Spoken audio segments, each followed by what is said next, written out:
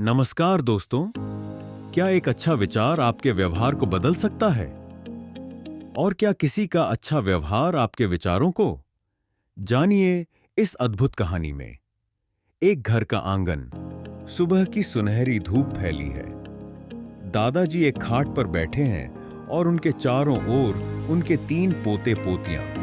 12 वर्षीय रवि, 10 वर्षीय सीमा और 7 वर्षीय नन्ही गुनगुन बैठी हैं।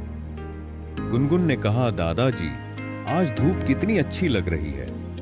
दादाजी ने कहा, हाँ मेरी बच्ची, सुबह की धूप सेहत के लिए बहुत अच्छी होती है। जानते हो, जैसे धूप हमारे शरीर को ऊर्जा देती है, वैसे ही अच्छे विचार हमारे मन को शक्ति देते हैं। रवि ने कहा, अच्छे विचार?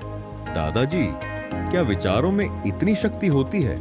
दादाजी मुस्कुराते हुए कहा, हाँ मेरे बेटे, विचारों में बहुत शक्ति होती है और विचारों से ही हमारा व्यवहार बनता है और दूसरों का अच्छा व्यवहार हमारे विचारों को बदल सकता है। यह एक ऐसा चक्र है जो हमारे जीवन को बहुत प्रभावित करता है।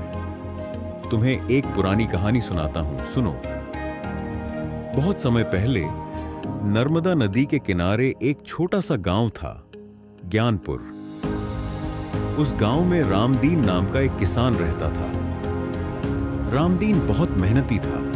सुबह से शाम तक अपने खेतों में काम करता, लेकिन फिर भी अक्सर परेशान रहता। उसकी परेशानी का कारण था उसका पड़ोसी जगन्नाथ। जगन्नाथ थोड़ा स्वार्थी और झगड़ालू स्वभाव का था।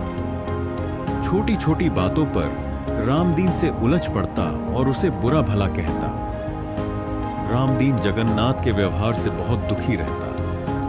हर समय उसके मन में जगन्नाथ के बुरे बोल घूमते रहते, जिससे उसका काम में भी मन नहीं लगता था। उसके विचार नकारात्मक हो गए थे। उसे लगने लगा था कि गांव में सब लोग बुरे हैं और जीवन में सुख शांति कभी नहीं मिल सकती। उसका व्यवहार भी धीरे धीरे चिड़चिड़ा होने लगा था। वह अपनी पत्नी और बच्चों पर भी छोटी छोटी बातों पर गुस्सा करने लगा था। एक दिन गांव में एक नए संत आए। वे बहुत ज्ञानी और शांत स्वभाव के थे। रामदीन ने स्वामी जी के बारे में सुना तो वह उनके पास अपनी परेशानी लेकर गया। रामदीन ने स्वामी जी को जगन्नाथ के बुरे व्यवहार के बारे में बताया और कहा कि कैसे उसकी वजह से वह हमेशा दुखी रहता है और उसका किसी काम में मन नहीं लगता।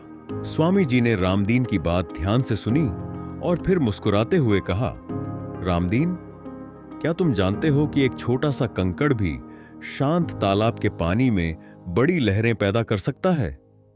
वैसे ही एक बुरा विचार तुम्हारे शांत मन को अशांत कर रहा है। रामदीन ने कहा, हाँ स्वामी जी, लेकिन मैं क्या करूं? मैं उसे बदल नहीं सकता।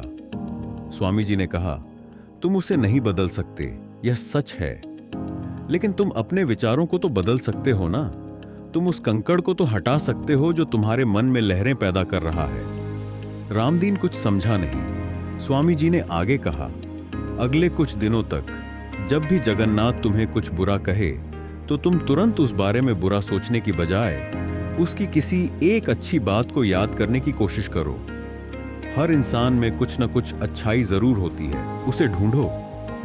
रामदीन को यह बात थोड़ी अजीब लगी, लेकिन स्वामी जी के कहने पर उसने ऐसा करने की कोशिश की।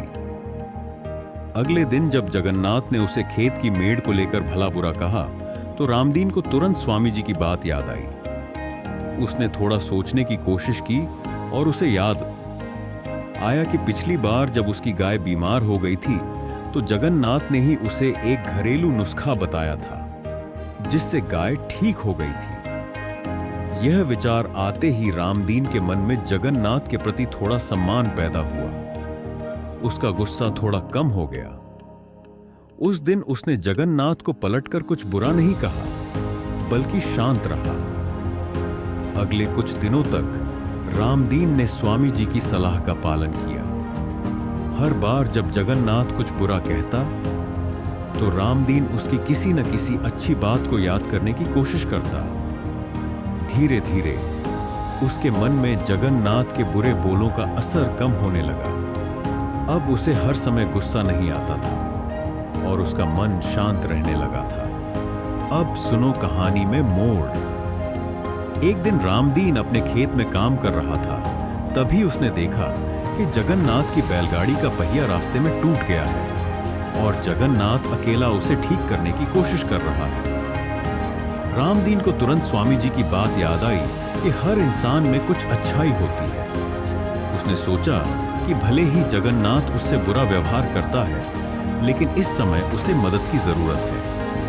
रामदीन तुरंत जगन्नाथ के पास गया और कहा, जगन्नाथ भाई, क्या मैं आपकी मदद कर सकता हूं? जगन्नाथ रामदीन को देखकर हैरान हो गया। उसे उम्मीद नहीं थी कि रामदीन उसकी मदद के लिए आगे आएगा, खासकर उसके बुरे व्यवहार के बाद। जगन्नाथ ने हिचकिचाते हुए हां कहा। रामदीन ने अपनी औजार निकाले और कुछ ही देर में बैलगाड़ी का पहिया ठीक कर दिया। जगन्नाथ रामदीन के इस व्यवहार से बहुत प्रभावित हुआ।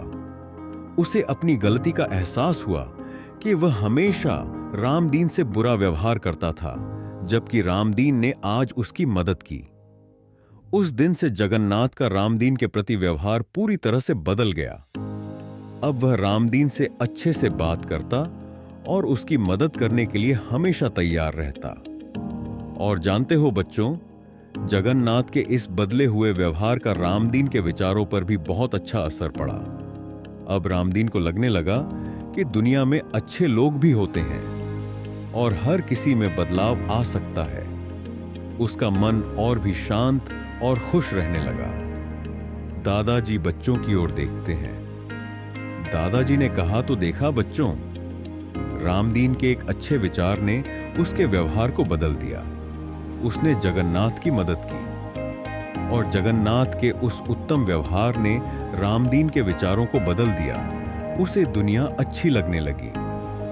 इसलिए हमेशा याद रखना, हमारे विचार और हमारा व्यवहार दोनों ही हमारे जीवन और दूसरों के जीवन पर बहुत गहरा प्रभाव डालते हैं। इसलिए हमेशा अच्छे विचार रखो और अच्छा व्यवहार करो। सीमा ने कहा, दादाजी, यह तो बहुत अच्छी कहानी है। रवि ने कहा, हाँ दादाजी, अब हम भी हमेशा अच्छे विचार रखने और अच्छा व्यवहार करने की कोशिश करेंगे। गुनगुन ने कहा, हाँ दादाजी। दादाजी मुस्कुराते हैं और बच्चों को प्यार से सहलाते हैं। हमारे विचार हमारे व्यवहार का बीज होते हैं। एक उत्तम विचार बोओगे तो व्यवहार का पौधा हमेशा अच्छा ही उगेगा और हमारा व्यवहार दूसरों के लिए एक आईना होता है। जब तुम किसी के साथ अच्छा व्यवहार करते हो तो तुम उसे उस आईने में उसकी अपनी अच्छाई देखने का मौका देते हो सकता है वो अपनी अच्छाई को भूल गया हो, पर तुम्हारा व्यवहार उसे याद दिला देता है। इसीलिए जीवन में दो बातें हमेशा याद रखना।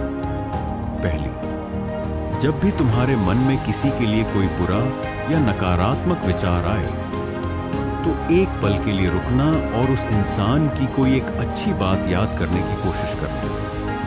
वो विचार रूपी कंकड़ तुम्हारे मन के शांत तालाब को खराब करे, उससे पहले ही उसे बाहर निकाल फेंकना। और दूसरी, जब भी तुम्हें किसी की मदद करने का, किसी के साथ अच्छा व्यवहार करने का मौका मिले तो कभी पीछे मत हटना। तुम्हारा एक छोटा सा अच्छा काम किसी दूसरे के जीवन के सारे बुरे विचारों को बदलने की शक्ति रखता है, क्योंकि एक अच्छा विचार और एक अच्छा व्यवहार, यही वो दो जादू हैं जो दुश्मनों को दोस्त बना सकते हैं और इस दुनिया को रहने के लिए एक और भी खूबसूरत जगह बना सकते हैं। अगर यह कहानी आपको अच्छी लगी हो तो वीडियो को लाइक करें, कमेंट करें, चैनल को सब्सक्राइब करें, ताकि हम आपके लिए ऐसी प्राचीन और अद्भुत स्टोरी लाते रहें।